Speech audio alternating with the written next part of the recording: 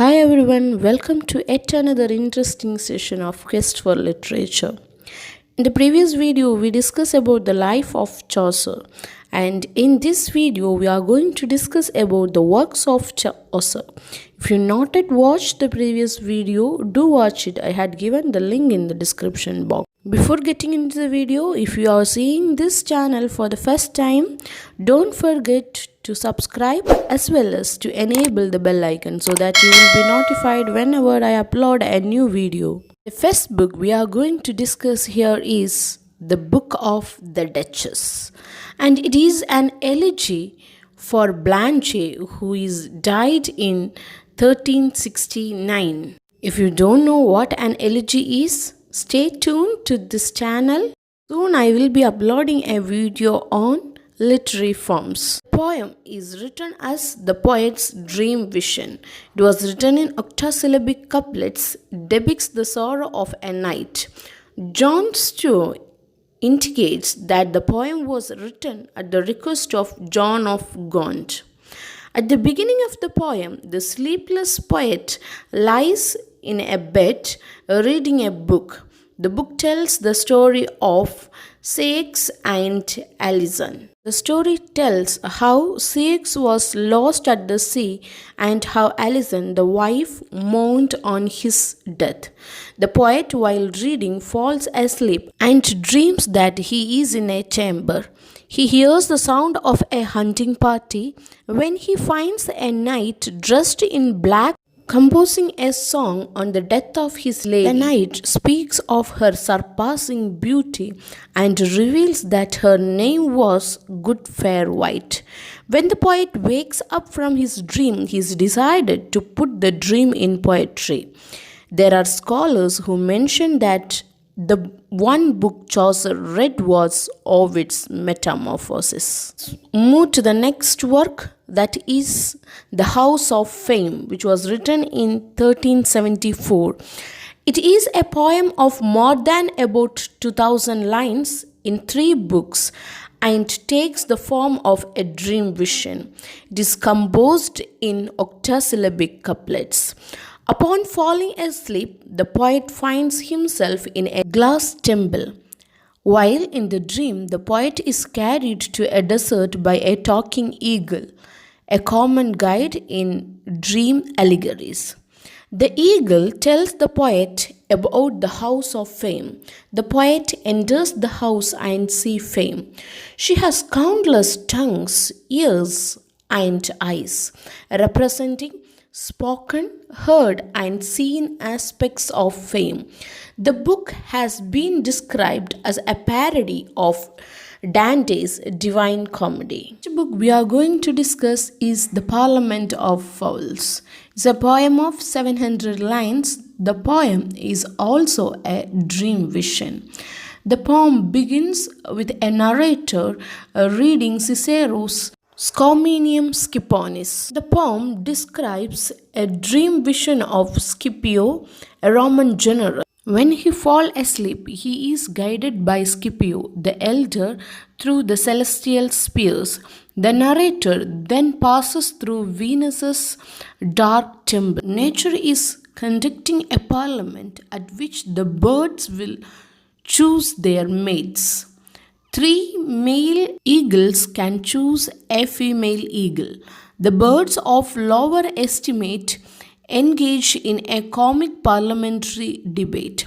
It is the day of Saint Valentine, the day of lovers. Nature advises pretty birds to wait for 1 more year for awaiting maturity. Next book we are going to discuss is The Legend of Good Women. This poem is also a dream vision and the third longest poem of Chaucer, the other 2 being Canterbury Tales and Troilus and Cressida.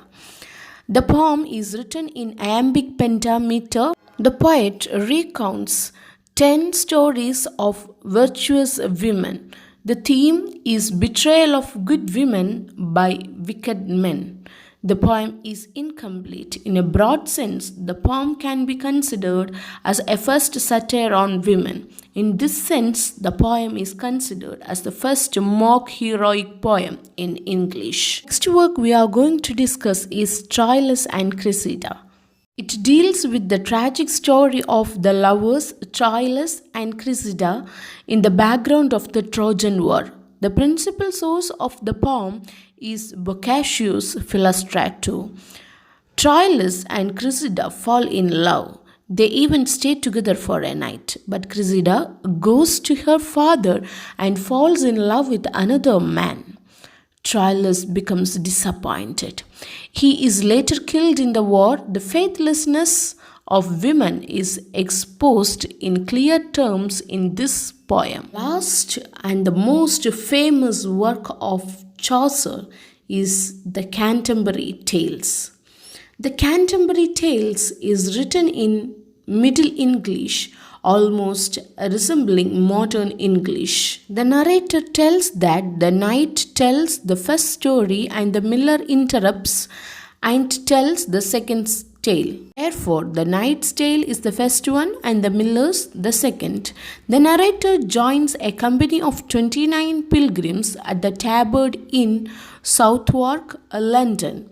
The pilgrims, including the narrator, are travelling to the shrine of the martyr Saint Thomas Becket in Canterbury. Chaucer gives a description account of 27 pilgrims in the prologue, which includes a knight, squire, yeoman, prioress, monk, friar, merchant, clerk, man of law, franklin, carpenter, weaver, dyer, tapestry, cook, shipman, physician, wife, parson, ploughman, miller, manciple, reeve, summoner, pardoner, haberdasher, and the host.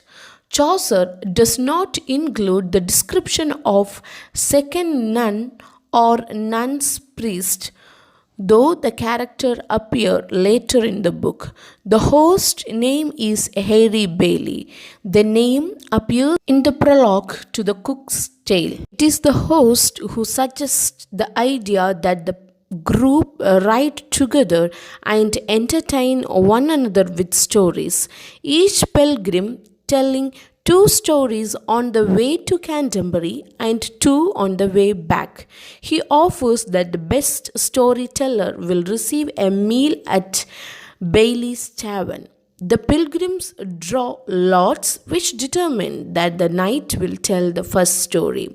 The general prologue presents a portrait gallery representing the cross-section of medieval society, that is the 14th century England. The prologue gives the pen pictures of 21 pilgrims. Actually, 23 pilgrims tell stories. About 24 stories were told. Chaucer tells 2 stories. They are Tale of Sir Thopas and Tale of Melibea. And the tale of Melibea was said in prose.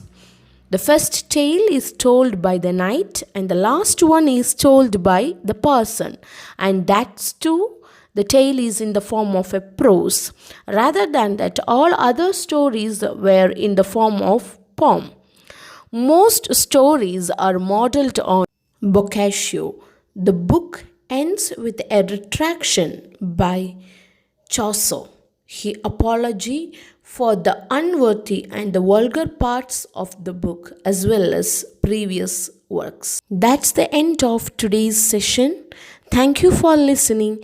If you feel the video is good, like it as well as share it with your friends. Till the time we meet next, stay tuned to Quest for Literature. Keep reading and know the world.